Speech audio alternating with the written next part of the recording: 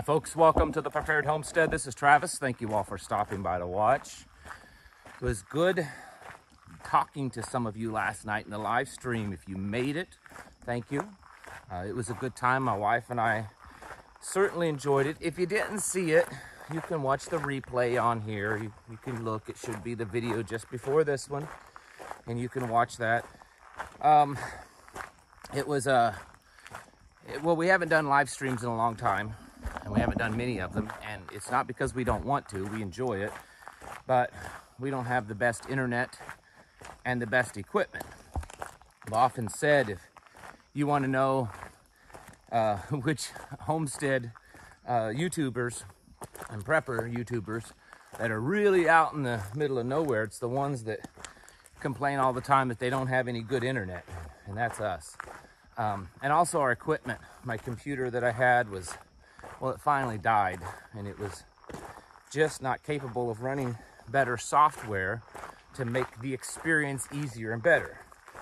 And so I broke down and I got it's a used one, but it's a lot better than what we had.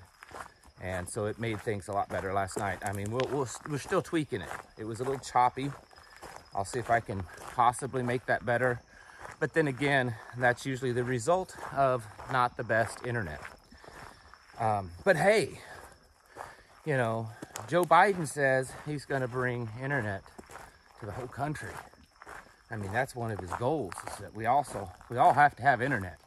We all have to be connected, you know, 5G everywhere kind of thing.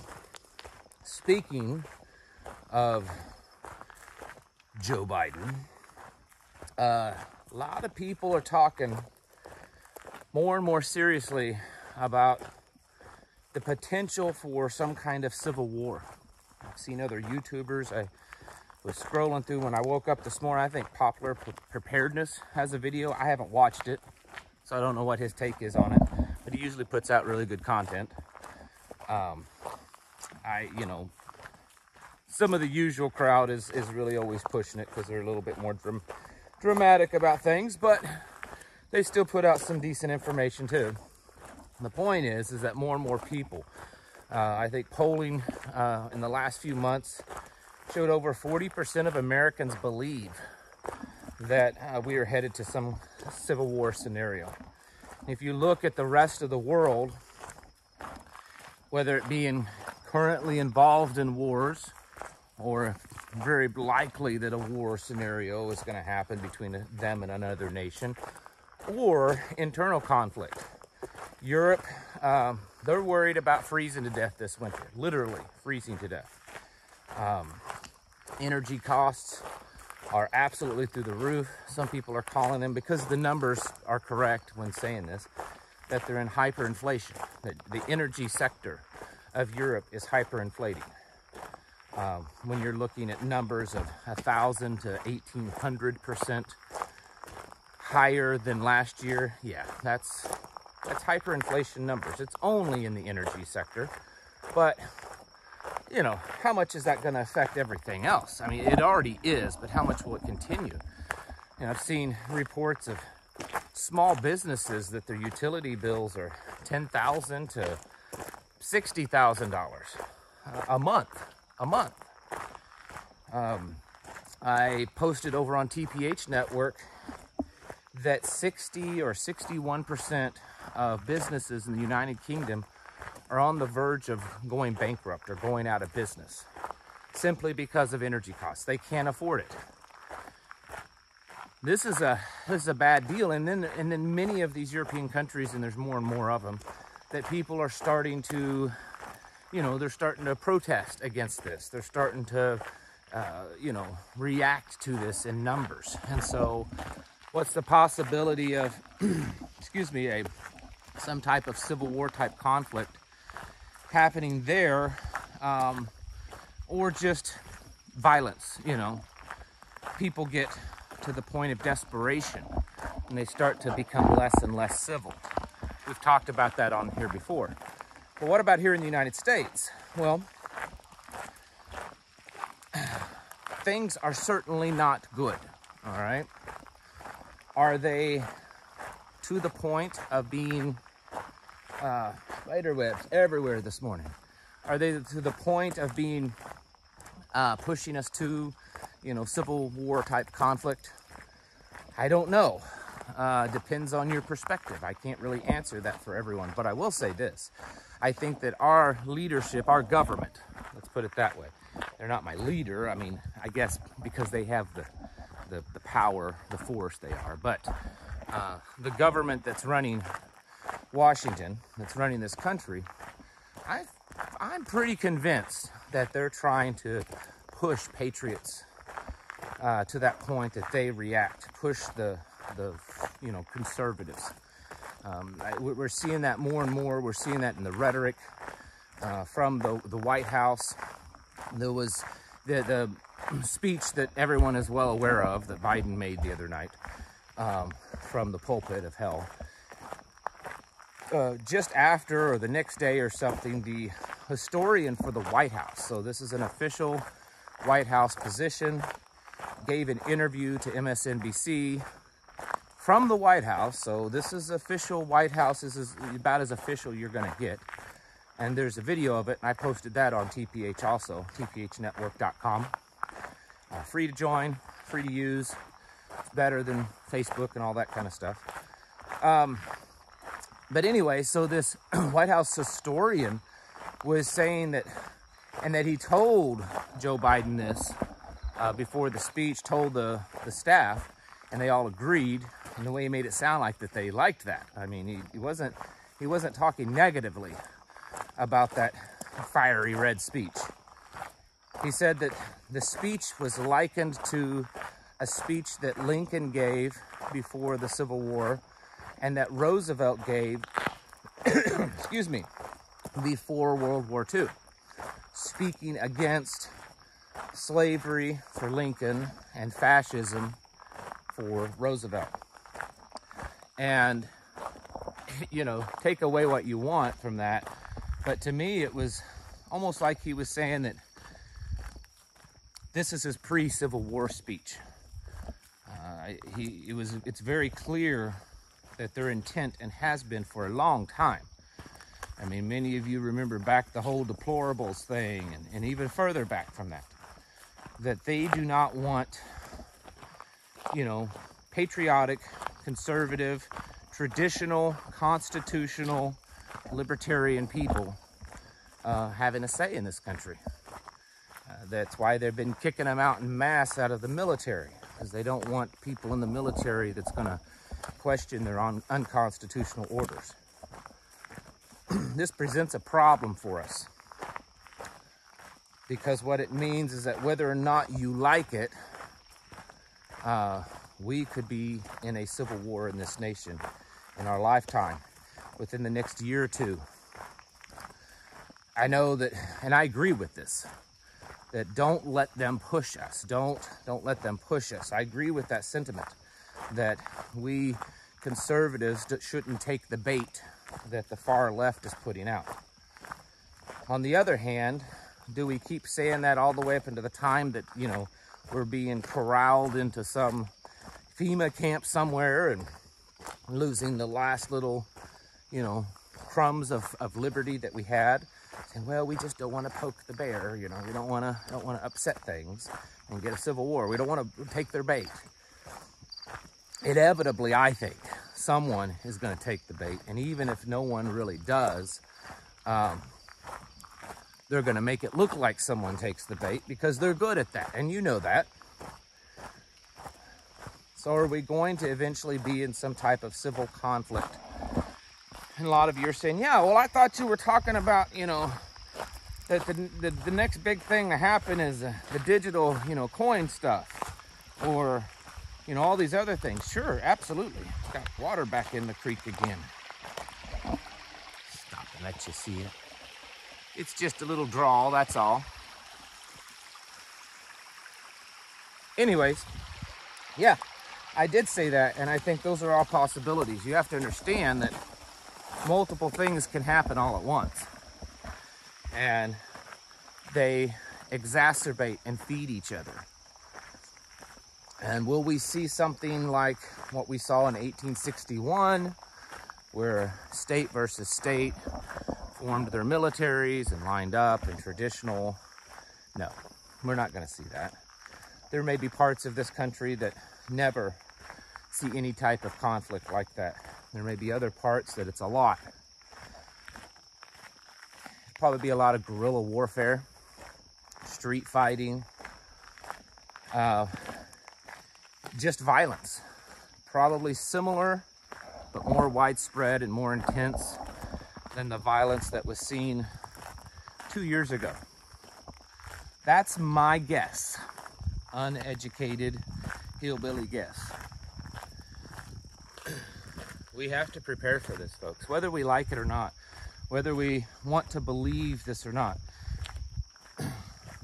We have to get ourselves ready mentally, psychologically for this, because we're seeing it more and more already. Violence is increased everywhere, and we have to prepare ourselves in that way. But we also need to prepare ourselves physically, in the sense of physically getting ready, having the tools to get us ready, train properly. There's all kinds of people around that do professional type training. There's also people that know stuff, and they will just train you for free. You know, military and police veterans that, you know, have been in the trenches and they know what they're doing. It's very common that a lot of times, if you befriend them, that they will train you. This really needs to be happening. Should have been happening all along. Second Amendment, most people are very familiar with the whole gun part, the right in keep and bear arms. Not too many people focus or give much time to the rest of it, where it's dripped on, where it talks about the right for the people to organize themselves in a militia. Mostly because over the last few decades, that word has really had some negativity thrown at it. And some of it's most rightly so. There's definitely some crazies out there. Whew. Bug fell on me. There's definitely some crazies out there. But there's also some really good ones out there. And if there isn't, then form one. We do have a right to that. We have a right to, and a duty. As Americans, as God-fearing Americans, we have a duty, I believe, to protect our families and our communities and our way of life. And so I encourage you to form, you know, along with your prepper community and stuff, where you're talking about communications and helping each other build the barn and harvest and all that. You need to be talking and this is the thing, and doing security kind of things. You need to be training. Don't just talk about it. You need to physically do it. You need to be getting out there, sweating and moving and burning off some ammo together so that you can prepare yourselves. Not because I'm advocating you to go off and fight in a Minuteman style, you know, irregular army. No, because I'm advocating, and that may be a time, that may be something in the future, but what I'm advocating for is that you need to be ready to defend yourselves, defend your community, your home, your farm, because we have seen an ever increase in violence. Someone the other day, somewhere, I don't know if it was one of my groups or if it was somewhere else, and they were asking about, or they mentioned moving their chicken coop or building a chicken coop. I don't remember who it was. Building their chicken coop closer to their house so that they can keep an eye on it better. And I chimed in and said, yeah, that's a good idea, because I've heard more and more people talk about recently in the last few months of people stealing their livestock, stealing their chickens, rabbits, things like that. And then someone else chimed in and said, yeah, it was someone, I guess near them, had all of their chickens stolen out of their chicken coop. I mean, think about that. Is that the world that we live in, that we're stealing chickens out of a chicken coop? I mean, is there really that much of a black market value on live chickens? No, there's not. I mean, certainly you can take them down and sell them at an auction, but or put them on, you know, Craigslist or something. But come on, it's chickens. Well, people are getting desperate. People get hungry. People get afraid. They lose their humanity, like I said the other day in a video. And we need to get ready for that. You don't have to be all Rambo tactical, okay? Get off of me, big old spider. I knew I felt something crawling on me. It was a big old orb weaver. Like that big around.